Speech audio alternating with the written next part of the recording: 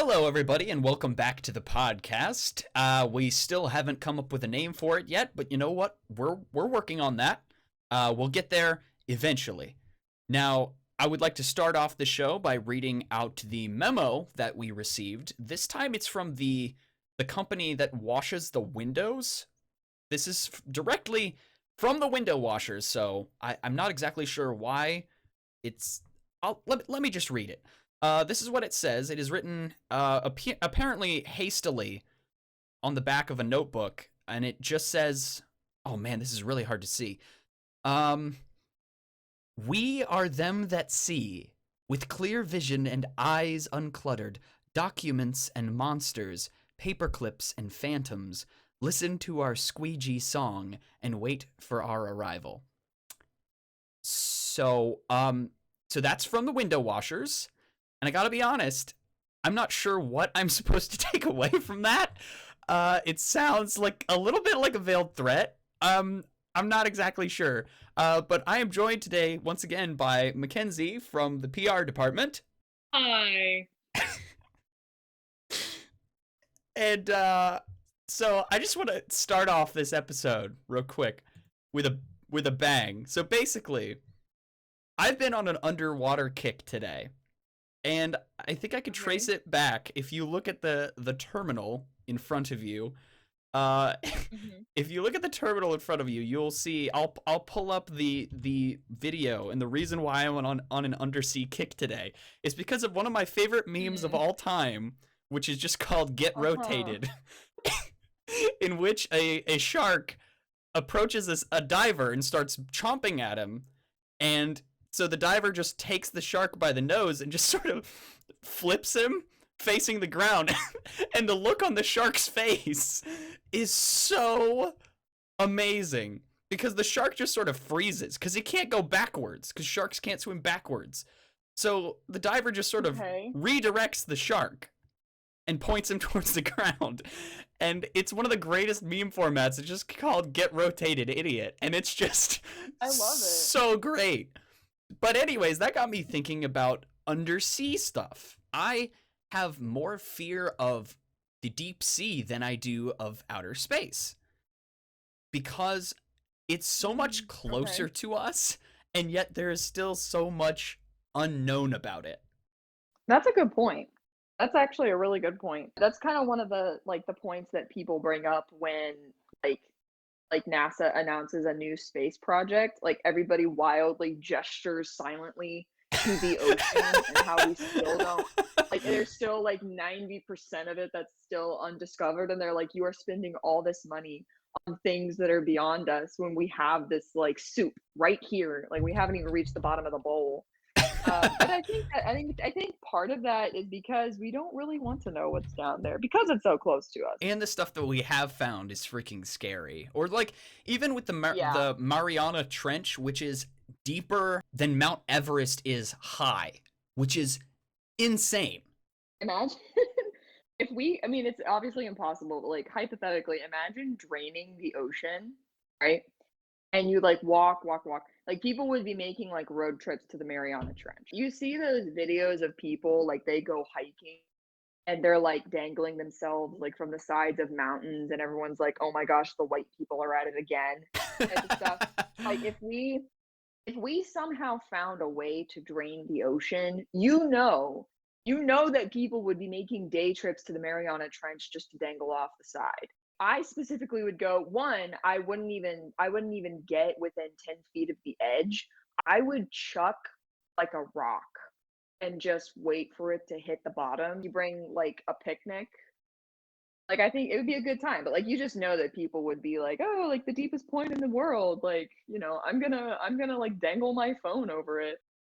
So a couple years ago, me and a couple of my cousins, this was a while back, some of the areas near and around Galena were completely depleted of water, completely empty.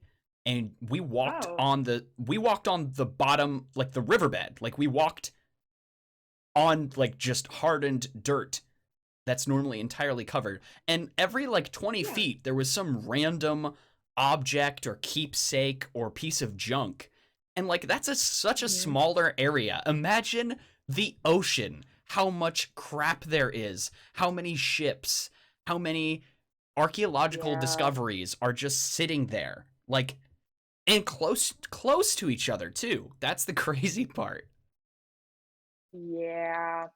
Did you hear, speaking of which, about the fact that Alum Creek used to be Alum Creek Reservoir. I've got it pulled up here. Used to be a cemetery. What? Yeah, I found this out. I found this out from a family member. Well, okay. Well, let me just ask you. Let me just ask you. You got this cemetery, right? Somewhere along the line, people are like, we don't want the cemetery anymore. We want water. And everyone goes, yay, water. And like in the background, there's like the hooray, like sound effect, right? And so they completely drown the cemetery area, right? Seems like a pretty like generally good idea at the time because like now you can fish and now you can boat and things like that. Give it a couple years. What do you, Max, think is going to happen over time? Well, based on my extremely rudimentary knowledge of the history of cemeteries, is that based on how old this cemetery is, you might have unmarked graves. You could have had headstones that broke off. And so now, if you didn't get all the bodies, you're just going to have corpses and or skeletal remains floating in water. 10 wooden coffins. 10? A They missed steel 10? a steel vault. The remains of 7 people have been Oh, recovered along the edge of the Alum Creek Reservoir. Caskets surfaced near the site of the old Cheshire Cemetery, which was relocated during construction of the Alum Creek Dam in the 1970s. oh my gosh. Remains estimated to be more than 100 years old were found in 6 Oh, of the caskets. Apparently, according to this article, during the construction of Alum Creek Dam, an estimated 1,400 coffins were moved to the cemetery's new location. They missed a couple! go back. Do it again. Go out there with your human detection, like gold detection thing, and listen for the beeps and find all the ones you missed. What's the human detection? I don't Dog? know. Like, well, instead of little Billy stepping on someone's bony hand, maybe go back and try again. No. Little Billy is the human detection. Exactly. Human remains detection. And Billy has been told, now you know what to do. And he goes, yeah, you're right. And he goes out there and he steps on a hand and he just goes, beep! Beep! Billy, come here. Come here, my son. You shall be the body finder. Here, take this bell. We'll hang this bell around your neck. Now you just go swimming. And if you find any bodies, you just shake the bell and we'll come out there and get the body. All right, little Billy? Your name is Billy the Body Finder, and this is your new job. Horrible, and I love it.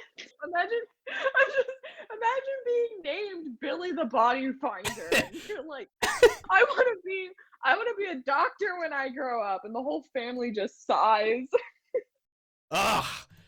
How many times have we said this, boy? I was a body finder. My father was a body finder. And gosh darn it, you will also be a body finder.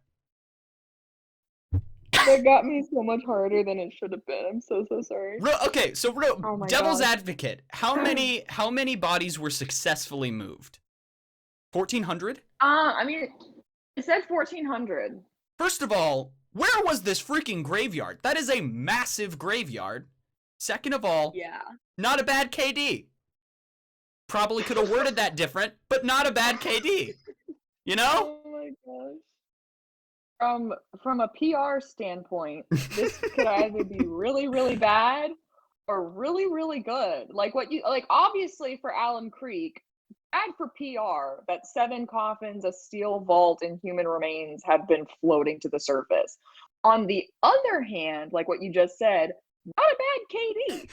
Can you imagine the sheer panic of just being in the water and then all of a sudden a coffin surfaces? Can you imagine? Can you imagine it? Trauma. Oh No, my like gosh. you would have You would have nightmares for the rest of your life. You would never go in a pool again. You would certainly never go in a lake again. Like, no way. Oh my gosh, have you seen Jaws? I have seen Jaws. I watched it for the first time in a pool. My college was like, "Hey guys, you know what a good idea is?" And everyone was like, "Hooray!" Like, yeah. So I've seen it. Okay, can you describe to me the scariest part of the movie to you? Because there is one scene, one moment that is by far the scariest part to me, and it's probably not the one that most people would pick.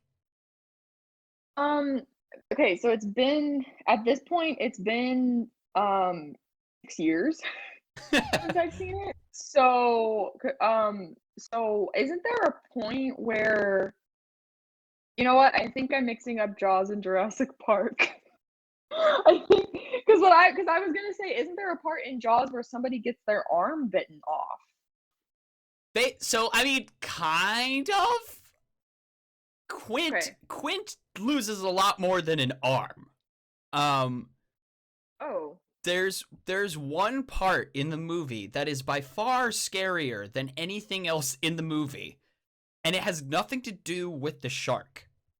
So basically, our Okay. two intrepid shark hunters, like the protagonist and then the shark expert guy, they're out at night looking for, I don't remember if they were looking for a boat of these fishermen who went missing, who went looking for the shark.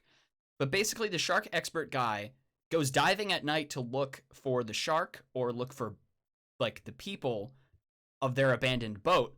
And he swims into the abandoned boat, and then all of a sudden, a corpse just like is immediately Oh just right yeah. in the guy's face. And it is by far Yeah. scarier than anything else in the movie.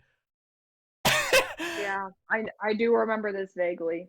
I Because, do. like, okay, so that movie, it's fascinating, right? Because great white sharks exist, but they are not usually as large. Uh, See, I remember playing Endless Ocean as a kid, which I don't know if. Did you ever play Endless I've Ocean? never no. You could pet fish and make friends with them, basically. But I started thinking That's about all the fun. creepy creatures. Like, I, up on the terminal right now, Ooh, I just put, that's the, I think it's called the pelican eel or the gulper eel. I have seen this before. And What a little then freak. one that's only slight. I think this one might actually be creepier to me, which is the, what is this thing called? It's called the giant isopod, which is just more evidence to the fact that like lobsters and crabs Oh, are just giant sea bugs I and hate shouldn't that. be eaten. The gulper eel looks like a regular eel up until the mouth, and then it's like this giant Yeah. unhinging maw. And then this Yeah. isopod thing is just like, it looks like a mixture of like a lobster and a pill bug, but Mhm. it's like bigger than Yeah. a catcher's mitt. It's like a watermelon. It looks like a giant tick, and ticks, honestly, are like my big like bugs that burrow under your skin. Oof. No, thank you. Absolutely no, thank you. Like the head crabs from Half-Life Oh, 2, heck right? nah. From Half-Life franchise. Yeah, I'm like, no, thank you. Like they don't burrow under your skin, but like the fact that those like claws are like buried in you, that just squicks me out so bad. So I'm not a huge fan of this little guy. Ooh. Not at all. I just caught a whiff of, is that Auntie Anne's pretzels? Oh, did we didn't preface. We're in the company's food court. Obviously there's nobody here, but all of the lights in all the restaurants are turned on and I can clearly smell food. I just don't see any workers. Yeah, no, that's I smell food too, and I was, like, really, really, like, digging some Chinese earlier, and so I walk over, I'm like, "Oh, like, they're it smells like they're actually serving."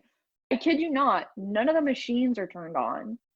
All of the lights are turned on, right? But none of the machines are turned on. The food smell is definitely coming from somewhere, and so I'm wondering if, like, Ford is hosting, like, a potluck in one of the other rooms or something like that. Like, they're providing for somebody somewhere, but not I'm here. sure there's a perfectly legal and logical explanation to why corporate has a food court that smells like food, but there doesn't seem to be any workers or food. I am sure that there's a For logical sure. reason why.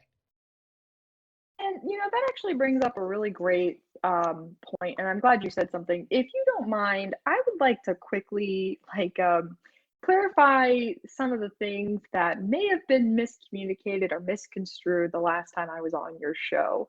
I it was kind of brought to my attention that some of the things I said last time may have come across a little disrespectful or not content in my position. And I just wanted to say, if anybody thought for a second that I don't love my job, I I love my job from the basement to the building top. What's it called? The roof. The roof. Of course, they have a different name for it when when you get to that executive level. They call it something else. Once you've I'd love to know ascended. one day. Once you've ascended, they have a different term for it. But we call it the roof. I would like to be enlightened one day. Anyway, I do love my job, and I'm very, very thankful. I'm grateful, really. And you know what? I'm gonna celebrate. Would you like a can of corporate cup? I managed to pry some out of the vending machine over there. I gave it like 3 times as many coins as I needed to. Like finally gave way. So wanted to we could celebrate Oh, well, just being thank you. alive Yes. and being employed. Absolutely. Here, yes, of course. Here, here. Cheers. Cheers to being alive, being employed, and to corporate. And to corporate, may it live forever. All right. I had a question. Since we were talking about food courts, that got me thinking about malls in general, because obviously you can't have a mall without a food court. Actually, real quick, before we get to malls, that reminds me, and this might intersect this concept. So I've asked this question a couple times in the last couple episodes because I think it's a fun question that a lot of people consciously or unconsciously have an answer to, which is if you had infinite resources and if you had your druthers, if at any time you could take yourself and a small select group of friends to any location and have it completely emptied of people, just completely abandoned, it's still safe, the lights all still function, but if you could have just the run of a place, no one else is allowed to be there, is there a place that's on that list for you? Because I think my answer 2 episodes back was Kosai. If I could just take myself and a small group of friends, have an entirely abandoned building, that would be the place I would go. That's a good choice. Mine, definitely a carnival. Oh, Definitely. okay. All right. Okay. Mhm. That's a good one. Yeah, I was thinking about it, um, because you said all the lights are working.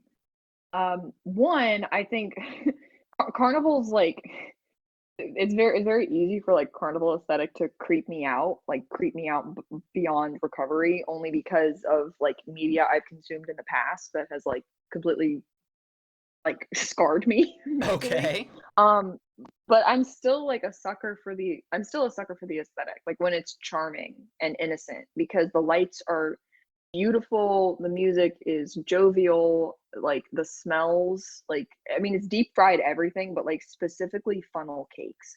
Specifically Ooh. funnel cakes and like cotton candy. Like can't really smell cotton candy, but like just seeing puffs of cotton candy like floating around you as people walk by, like that's and it's funny because I've only ever been to like a state fair a couple times in my life, and a carnival like since I've been an adult only like once, and yet that's still like in my head one of those like idyllic settings.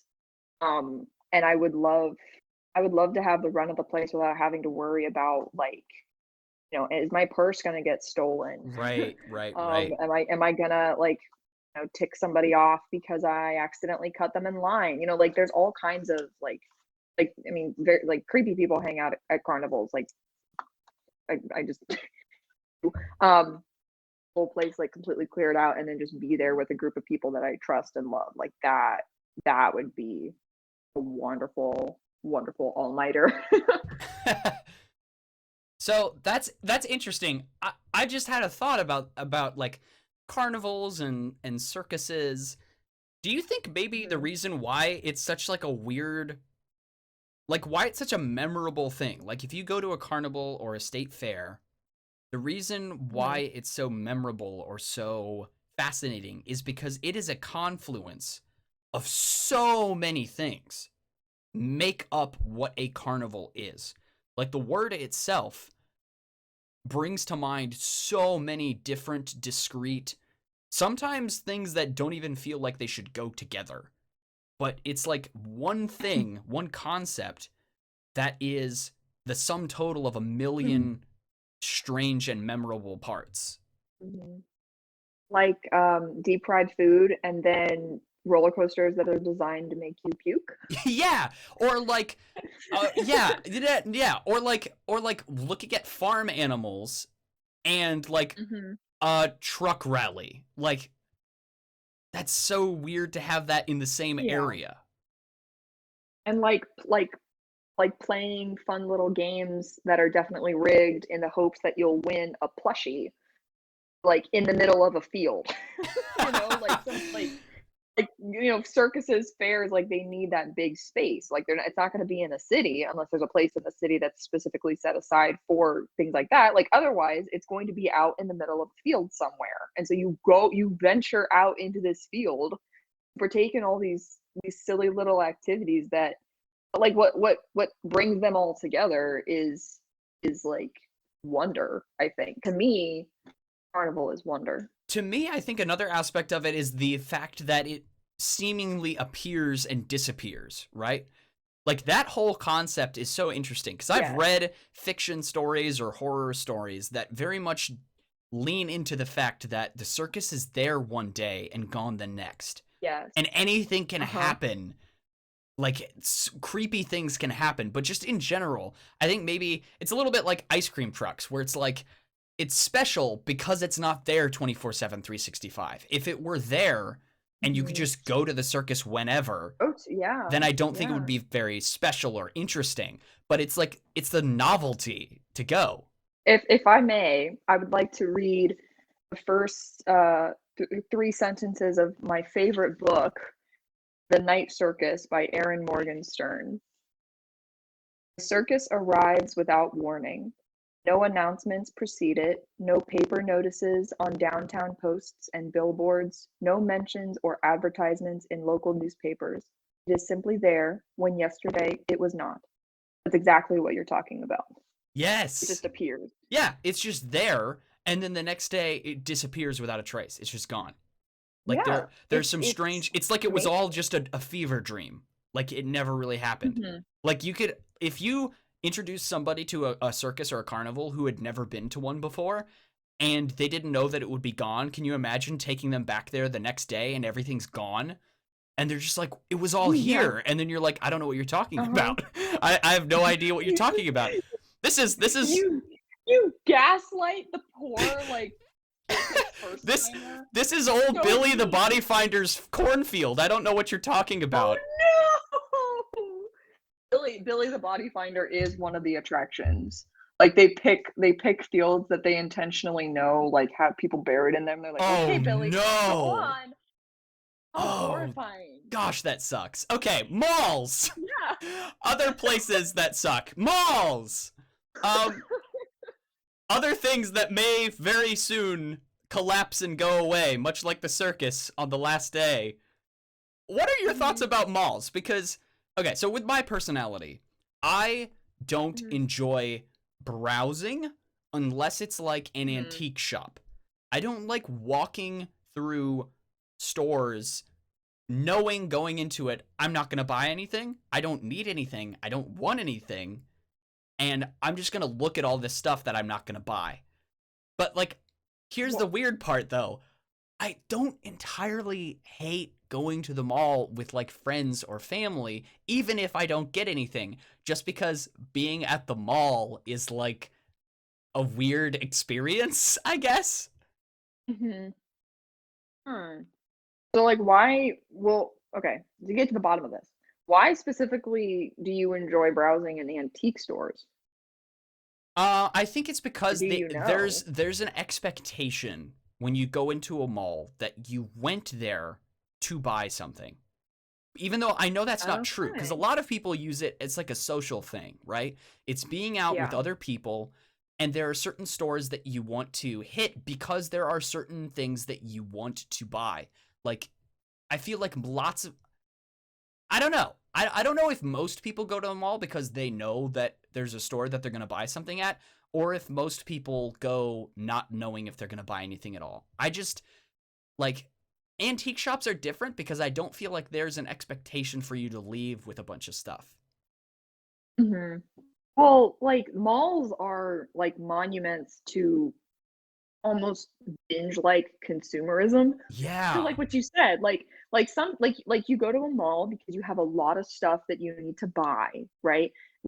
Potentially, like that's one reason you go. And in the instance of like Christmas shopping, like I need to buy all these Christmas gifts, and the mall is for the most part going to have everything that I need. But it's also like a place of leisure for people who just don't know what to do. Like some people, teens is a really big thing for teens, like when they, start like convincing their parents to take them places, like they go to the mall and they just walk around and look at all the things that they either can't buy or, they will buy because they have nothing else to do. Whereas like an antique store is a monument to like relics, right? That can be reused and appreciated by people in the present. You go into an antique shop and you're like, I'm not necessarily like, you know, like really thinking about buying this like 10 by 10 what's the word?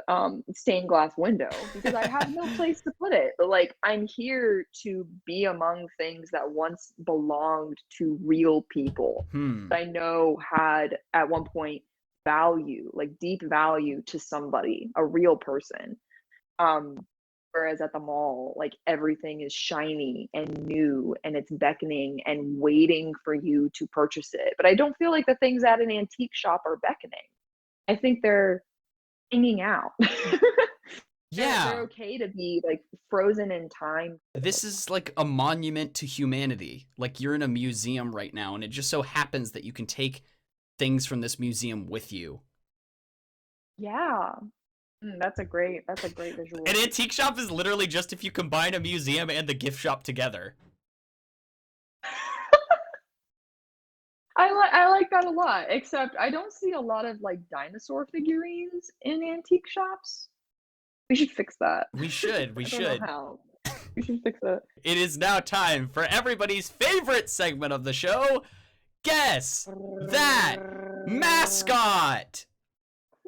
So what I'm gonna Woo! do is I'm gonna read you the name of a mascot, and you're gonna say true or false whether it exists or whether I made it up. This is dangerous. Yeah. This is Okay. scary. Are you ready? Go ahead. Number 1 is Norris the Navigator. True or false? Is this a real mascot? She has to be. Is False. it a I she? made it up. Dang it! I was really Norris. hoping. Norris the Navigator. Okay. Next one. The Fighting Okra. Oh, okay.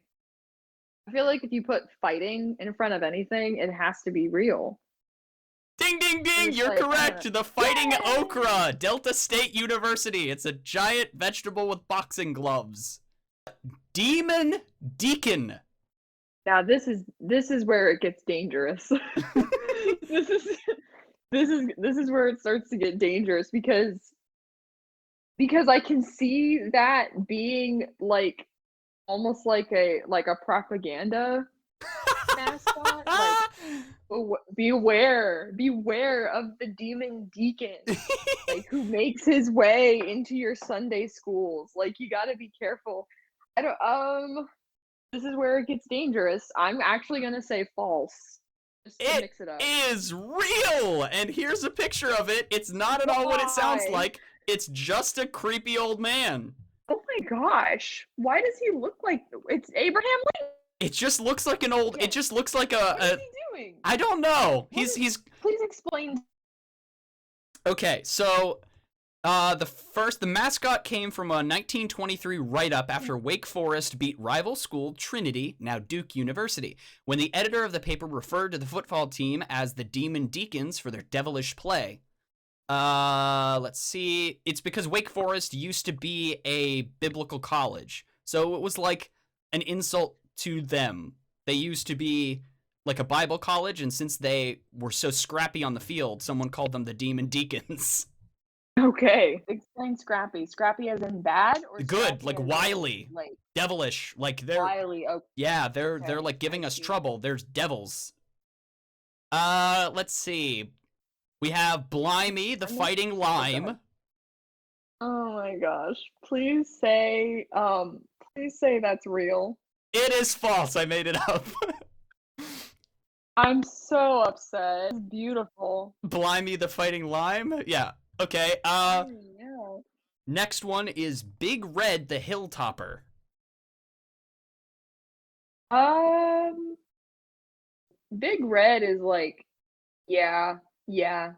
Yeah, it sounds real. Big Red is like a pretty like basic like mascot name. You are correct, and I just pulled the picture up on the terminal. Big Red the Hilltopper is just a hill. It's just a hill with arms and legs. And it's gotta be one of the dumbest things I've ever seen. I'm sorry. It's the tennis shoes sticking out from underneath it that really... very uncomfortable. It does, doesn't it? You know what it looks like? It looks like those little rubber pop snap toys that you used to get, where you fold it inside out, set it down, and then after 5 seconds it like pops and flies into the air. That's what it looks It would like. pop, yeah. Last one, Captain Hog, which is a pig that rides out on field in a Harley Davidson. Oh, oh no. Oh, please not real. Please say they don't actually put a pig on a Harley Davidson. You are correct. It is not real. I made that one up. Oh, thank goodness. Thank goodness for the pig's sake. Thank you for playing. What did I call it? God. Mascot or no mascot? I don't remember what I called it. Yeah. Yay! So the thing about mascots, I saw this video because Instagram up their well, everything, because they realized that it was intentionally designed to keep people scrolling for on end, just constant dopamine release. Like it's kind of like evil. It's literally TikTok. It's literally the exact same thing. You can up it, like it's the exact same format, and you can just scroll for an end through Instagram reels that are recommended to you. And so like check out one, and before I get off on my other thing, here's a really quick side note. I liked one video of a baby, and my whole recommended page is now baby videos. You made a crucial mistake. A horrible mistake. So bringing it on back. One of these reels is guy that all these people are asking me going to have kids, and he says, I need to share with you that I look at a mascot and don't realize that there is a person underneath. He goes, I look at this mascot and I just think, oh, it's a little guy, like he's just living his life. Like he can't, like his brain does not immediately separate the fact that the mascot is not a real sentient living thing. So he has like object permanence problems? He has, yes. Well, I mean, it has to be like a joke because, the whole, as a content creator, you over exaggerate everything. Right. But no, like I look at this hilltop guy and I think he is definitely evil. He is the embodiment of something. I cannot look him in the eye. It's very unsettling to me. I think it's because I'm not a fan. Because of his amorphous shape, he looks like the physical representation of some evil like emotion or concept. Like the 7 deadly sins or something. Like because he's so like formless and so like nebulous, he looks like he's like a stand-in for like hatred or something. Like he is wrath. It's bad enough that his eyebrows are like super like there on his head. If you just pushed those down a little bit, he is wrath. Yeah. He is anger. Man, I hate him. I hate everything about him. I hate the fact that people are so uncreative that they make their mascot the Hilltopper. It's a hill. The hilltop. Get it? 'Cause a hill? Yeah. like, it's probably because there's got to be, like, a landmark near them. Like, maybe the college is on a hill, or, I like, they think that's always have, like, literally a it. traditional. I think that's literally Yeah. it. Well, like, there's got to be something else on the hill that they could use, like a tree, or, like, the flower that grows there, or Well, something. let's see here. When you look at the history of it, let's see. Rumor has it when the campus was moved up the hill to a new spot, the students could be seen carrying their things up the hill. So that's how we landed on the Hilltoppers. I don't know either, y'all. That's literally the article saying it's just people had to walk up the hill to get to school. Like, What about, what about, like, ascenders? Or like, the I don't anything else. when the Like, hill they didn't. Hey, listen, when the prestigious Hilltoppers College was founded by Billy the Body Finder Johnson, it was his ultimate objective to move the last body to the highest point in the area, and it happened to be the top of a hill, and that's who you got Hilltoppers. When will Billy be free from this horrible, horrible fate that we've given him? I don't know. I don't think he can He wants die. I don't think he can die until he's moved, Oh, or no! I don't think he can die until he's found the last body. I think that's his charge. Horrible news! This is horrible news! Billy can't die! No, because he's a body finder and they flooded the graveyard before they moved all the bodies. Literally, how do you mess up that badly? Like, there had to have been, honestly, like, some illegal buryings to have missed 7 caskets. Of all the city town council meetings to miss, I missed that one. Can you imagine? Yeah, I would have loved to be in that meeting. Can you just a crowd of disinterested people there for fulfilling something for school, and they're sitting down at the town council Mhm. meeting, and Billy the body finder just drags he has a bad leg, by the way, at this point. He drags it into the room, and he's Oh. got a shovel slung up over his shoulder, and he's a wizened old man at this point, and he just slowly moves his way up to the podium, slams the shovel down into the floor, and just says, "You missed one!" Wait, okay, hold on. How old is Billy? Because this whole time I've been imagining him as, like, a freckled young boy with, like, a helicopter hat. Well, he And was. at one point in time, he The was a Al- young body finder. the Alum Creek Cemetery. You said it happened like the 70s, right? Yeah, uh-huh. So I So mean, at this point, what would that make him right now? I would make him over 50. Yeah, so like over 50 years old. He's aged prematurely more because he's stressed out trying to find this daggone body. Who knows where Oh it's my god. gone? It could have floated downstream. Who knows? And it's all these people's Oh, faults. man. And Billy Do the you Body think if Finder's come back to exact his horrible vengeance on the descendants of the town council members who didn't move the bodies properly. He's like the Lorax, but for bodies. He speaks for the dead. I speak for the dead. Just this conversation with my cousin. Well, you know Rin. Yeah, yeah. But but we were talking about the phrase "I see dead people" and how that phrase is immediately so much worse if you replace the word "see" with any other action. Like, I smell dead people. It doesn't hit the same. You know? Like, it doesn't, it doesn't have that same feel. I don't know. I Like, think if a young Haley writer's Joel room. Osment turned to me and said, "I eat dead people," I would still be very afraid. Or, well, not even like I eat, but like I taste dead people. Oh, Just in a gosh. vague kind of kind of a vague what's that? Oregano? No. Oregano. Not at all. Wow. Wow. I don't remember how this conversation came up when we had it, but it's stuck with me ever since. Anyway, good old Billy. They don't He's call an him underappreciated member of our workforce, such as the window washers. Yeah, the window washers memo thing was just sort of weird because I gotta be honest, okay, so I think there was one time where I was in one of the conference rooms typing up a report and I looked over my shoulder out of the corner of my eye. I could have sworn I saw someone on the outside of the building for a second, but then I didn't see Okay, anyone there. normal. I didn't see anyone there, but like you could still see like the window was clean.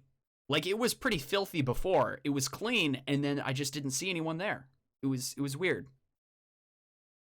Well, that's because they do their dang job. They're on top Evidently. of it. Evidently. Yeah, they do an excellent job, or so I understand. What I've been told is that they do a great job. I haven't yet seen a window, but when you ascend, you say like they say that you finally get to know what they actually call the roof, and like you finally get to see the windows. Like things get really serious when you ascend in the corporate ladder. So I That would like to one day, but in the meantime, I can still appreciate what the window washers do for our business. there's one thing I just thought of, and it's been so long since I thought of it. I gotta remember where it is now. So a couple years ago, I don't know if you remember because you listened to the radio show that I was on, basically. Um, Hmm. and for that appearance, one of the few things that I prepared that I brought with me was a Dark Souls boss name generator based on your birthday. Okay. And I had each person on the panel give what their name would be, and it was really funny, and I'm trying to find it. Okay. I got it right here. So let me Okay. pull this up on the terminal so you can tell everybody what your Dark Souls boss name would be based on Okay. it, because it's the letter of your last name and the day you were born is how you get what Dark Souls boss name you are. So I'm curious what yours is. Okay. Let me look up the definition of this word before I say it out loud. Oh no. Oh, that's cool though. I like that though. Mine is desolate conflagration. And Okay, that's I like an think explosion of that's fire, right? amazing. An extensive fire which destroys a great deal of land or property. So what is it again? Desolate, desolate conflagration. And Desolate honestly, conflagration. huge fan. Huge fan of that. I'm a All right. crucified bloodletter, so that's fun.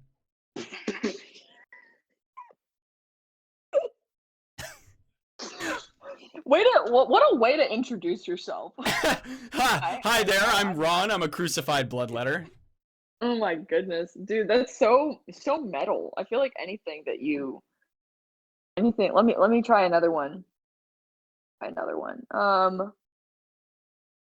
Xylophonic centipede. What's xylophonic? I mean, xylophonic, whatever the prefix that xylo is, I'm not even sure what that is, but it would be like a sound, right? Phonic? Yeah, I mean, yeah, it just says relating to or sounding like a xylophone. So imagine a centipede walking along and it just sounds Like a like a xylophone. cartoony, like an old time cartoony, like xylophone as each of its legs hit the ground. Yes, Wow, that's great. yes. That's really cool. Yeah, this is a lot of fun. Sometimes these are like they're not fun at all. Like they're No. kind of cheesy.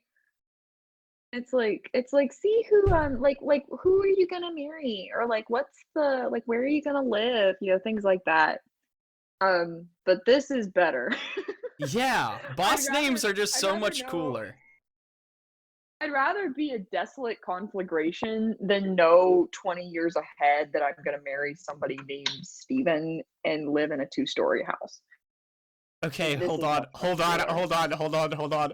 This is Okay. amazing. Okay, so Mhm. Billy the Body Finder. If his last name is Oh Finder, god. that translates to Forsaken, and if we make his birthday 7th, that's Forsaken Corpse Gatherer. Billy! That Oh is my too god. perfect. Can we pretend his birthday is August 7th so that we can celebrate it here in the next couple weeks? Billy the Maybe it's just the 7th of every month. So like the 7th of every month is Billy the corpse what is it? Billy the Body Finder Johnson's just day. Billy the Body Finder. Billy's day.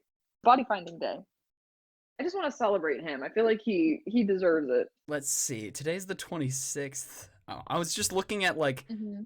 you know, you can find lists online of like all these crazy nonsensical holidays that aren't really celebrated Yeah. like at all. Okay. I think Let's see. I feel like there's different lists that you can find. Some I feel like are more real and those aren't fun. I'm looking for the dumb ones. Well, August 7th is American Family Day, and Billy's Oh in the business no. of reuniting families in a sense. Oh gosh, there's Isn't no he? way that this episode is not Billy the Body Finder, is it? There's literally no It's escaping Billy the Body Finder. we have to honor him. Like, it's just he is the man of the hour and the next hour and all hours because he cannot die. No, not yet. August 7th is also Friendship Day and International Forgiveness Day. Wow. Mm-hmm. So it's like, oh, happy days, and then International Forgiveness Day, and then National of whom National Party Day. of whom you must ask forgiveness. You know who you are. You will know, yes. But it's also National Beach Party Day, and honestly, those bodies that were coming up in Allen Creek, they were celebrating a National Beach Party Day a little early. And I'll bet those town council members are glad that it's National Forgiveness Day too. But Billy the Body Finder does not relent. They're like the town is like just absolutely furious, just like rushing the stand, and they're like crawling back over their chairs. And they're like, "It's International Forgiveness Day! It's International Forgiveness Day!" it's like the Monopoly man is the mayor, and Billy the Body Finder comes in with his shovel, and Billy the Body Finder points his magic shovel at the mayor and says, "I've come to claim you for what you've done." And then Monopoly man mayor's like, "But wait, it's National Forgiveness Day."